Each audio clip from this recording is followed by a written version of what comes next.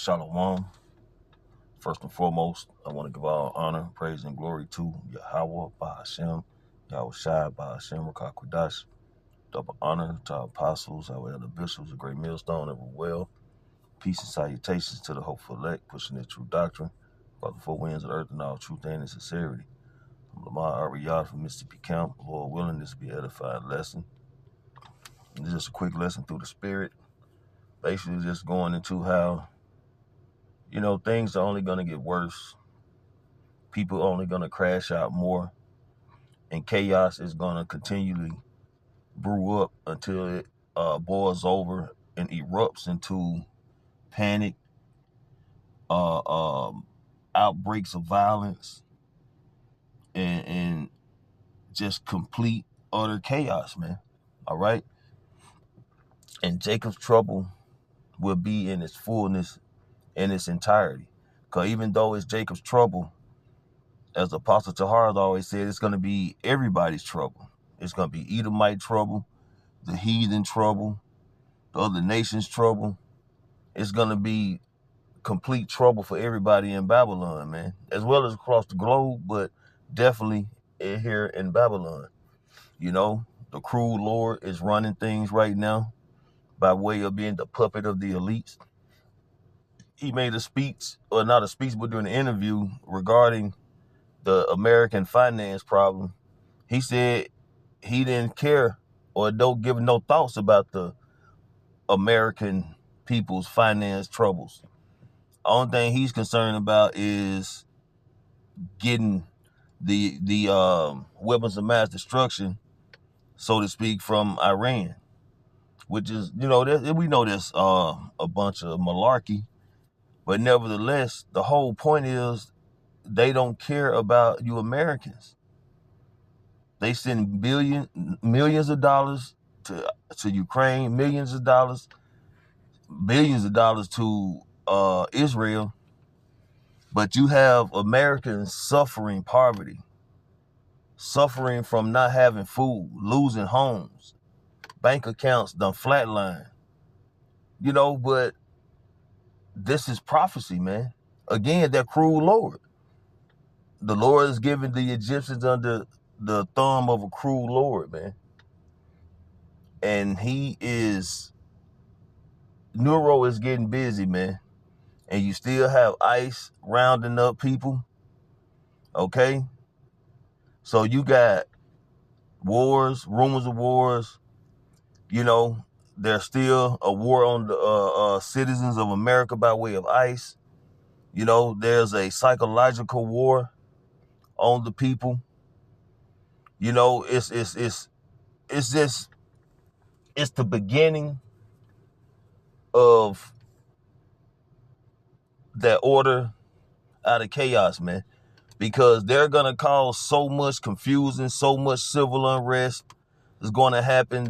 People are gonna be so just unsure of life and what to do, where people are just gonna lose it, man. People are gonna start invading each other, as it's written in the scriptures. It's gonna get a lot worse, and it's not gonna get better, but it's gonna get a lot worse. And the prices of gas, the prices of food, teachers are quitting jobs. It's a lot going on, man. The candle is burning on both ends. Okay? And eventually things are gonna just be in perfect balance of complete, utter chaos. Okay? So I'm gonna get a couple scriptures here, and I'm gonna close it out. This is the book of Amos, chapter 3, verse 7. Surely the Lord Yahweh will do nothing, but he revealeth his secret unto his servants, the prophets. And the prophets are warning the people, man. Okay? The prophets are prophesying things that are happening. We're upon our watch. Abaratazah, we, as well as myself, are one of those men of Yahbashim Yahushua. We're up on our watch, man, and we're watching current events. And it's a lot happening. And paying attention and equating it to the scriptures. And we, regurgitate it to the masses in its simplest form, man, that people can hear this word and repent. Take heed to everything that's happening and understanding that This is the word of Yahweh Shem Yahushua that's being delivered by his prophets. Okay, we are just messengers delivering the message of prophecy from on high. Okay, so if people listen, they listen. They don't, they don't. You know, it is what it is. But the message is going out. All right, this is the book of 2nd Ezra, chapter 2. So like in 2nd Ezra chapter 15, starting verse 1. Behold, speak thou in the ears of my people the words of prophecy. And prophecy is to say before. So we see things happening, okay? And our apostles, our elder bishops been saying that these things that are occurring right now at this present time were going to happen. And we're steady prophesying on these things that are happening and what it's going to evolve or escalate to. Okay, we're continually warning the people, starting with Israel, you know, but we know only the elect are going to take heed to it, you know, but the rest are just being condemned, as well as the heathen nations. Okay, because this word in its entirety are not for these heathen nations, man, because they are not of the stead of Yahweh Shem Yahushua by way of being an Israelite, okay, of the 12 tribes. All right. But 2/3 of our people are gonna fall in that category with the heathen nations, man, when it comes to being destroyed. All right. But nevertheless, we come out and we preach this word and we teach this word in season, out of season, making our bodies a living sacrifice, you know, whether they hear or forbear. Because that way the blood is off of our hands, okay? We're not leading our people into a burning building, okay? We're trying to warn them that the building is on fire and not to go in. But some still want to go in, you know, being misled, following their own thoughts and their own beliefs, you know. But, you know, at the end of the day, again, if they want to go around the corner where a bunch of wild dogs are after being told there is a bunch or a pack of wild dogs around the corner, if they decide to still go, that's on them. They was warned. All right. All right. For which I will put in thy mouth, saith the Lord Yahweh, and cause them to be written in paper, for they are faithful and true. Fear not the imaginations against thee, let not the incredulity of them trouble thee that speak against thee. Because a lot of people come up against us, man, because they don't want to believe the things that are being said. They don't want to believe the prophecies that are coming to pass. They don't want to believe that the words Yahweh Shem Yahushua faithful and true. And if he said it, he would make it good. A lot of them don't want to believe it. But when you go to Romans 3:3, it tells you, so what if some don't believe? Okay? Does their unbelief make the faith Yahweh Shem Yahushua without effect? Well, it doesn't. The Lord's words are going to continue to go and accomplish therefore where he sent them, man. Thus said the scriptures. All right? Verse 4, for all the unfaithful shall die in their unfaithfulness, man. So those who are full of incredulity, those who want to, you know, believe what they want to believe and walk the way they want to walk, you know, and not have faith and believe how about Shem Yahushua and not turn from wickedness and pray to the Lord for forgiveness and to have mercy upon them, then they're going to be destroyed. They're going to die in that same fashion, that same mindset. All right. So I'm gonna play a couple videos and I'm gonna close it out, man, because people are catching hell, man.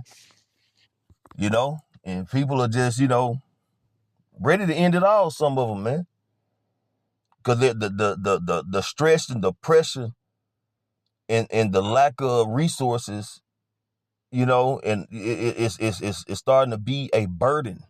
The weight is starting to crush them, man, and people are crashing out.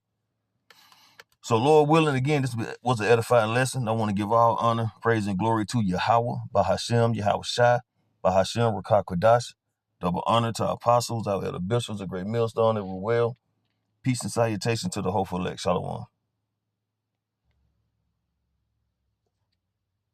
Hey, man, what the fuck are we supposed to do? Okay, I got 3 vehicles, all 3 of which got a V8 in them, okay? And look, I ain't never worried about fuel mileage necessarily. I'll make it work. That's the price you pay to drive a V8.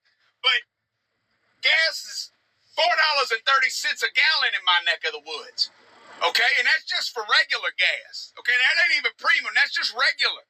And now they're putting this E10 and E15 in it that is like literal cancer for old vehicles. It's like running paint stripper through your fuel system, okay? It's just not good for it, okay? Well, I mean, what the fuck are y'all trying to do? You got flock cameras going up. You're making a mandate that all new vehicles made after 2026 have got to have cameras and kill switches and AI technology in them. Man, this is just not a fucking world I want to be a part of anymore. Like, it's just the more I think, the more shit that happens, the more shit you see on the news. Every time you get on social media, it's just more and more and more and more and more bullshit that they just keep on piling and piling and piling and piling and piling. It's like, God damn it, I'm about to fucking explode, man. Like, fuck, I don't want to do this shit no fucking more. God, I can't wait for the fucking end. You know what I'm saying? Like, I don't want to die, but I'm so sick of this and I see what the future holds. I don't want to do that either. So fucking take me out now. Kill me in my sleep. Fuck this shit. I don't want to keep doing this. And the sad thing is the next generation and the generation after that are being programmed now to not think about it, to just accept it, to just go with it. That's what they want. They want to train the kids to not think about the fact that the government's going to have complete and total control of all of your fucking movements, Jack. They're not just going to know where you're at. They're going to be able to control where you're at. You know, and it's like, this is not the America that I was promised. It's not the America that our forefathers promised. It's not the America that we fought for. What the fuck are we doing?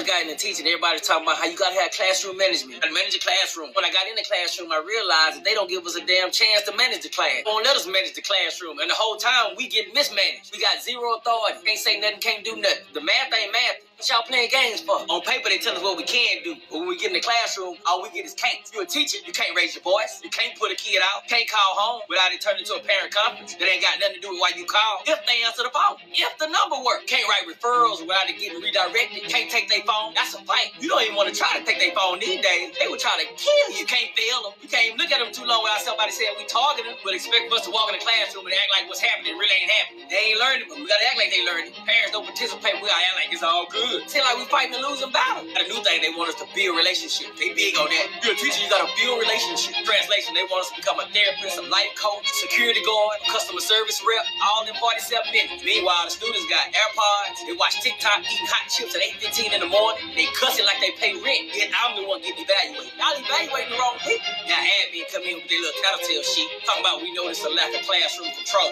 Lack of control? Y'all took the steering wheel, the brakes, and the gas pedal. Still asking me to drive. Now it's like this. If you the teacher, you act up, teacher get a meeting. And don't try to defend yourself, but that's unprofessional conduct. What is we doing? And one classroom management with no discipline is like wanting to lose weight with no diet. Swimming with no water. A fire drill with no fire alarm. It don't work. These kids ain't scared of nothing. They scared of their parents. They scared of rules. They scared of consequences. Hell, it ain't no more consequences. They don't even have a fear of failing because they know they gonna get bumped up to the next grade regardless. At this point, just throw the whole education system away. Just running in circles. It's hard to be a teacher. It ain't the teacher. The teachers ain't losing control. Control got took from them. Even Janet Jackson can't get it back. Being a teacher is one of the hardest jobs in the world right now. When I first got Just filled up the gas tank, got a 12-pack and a burrito, $123. Why am I still in this country? I'm not sure. 123 USD in Mexico, that's a used Toyota Camry. Adios. Just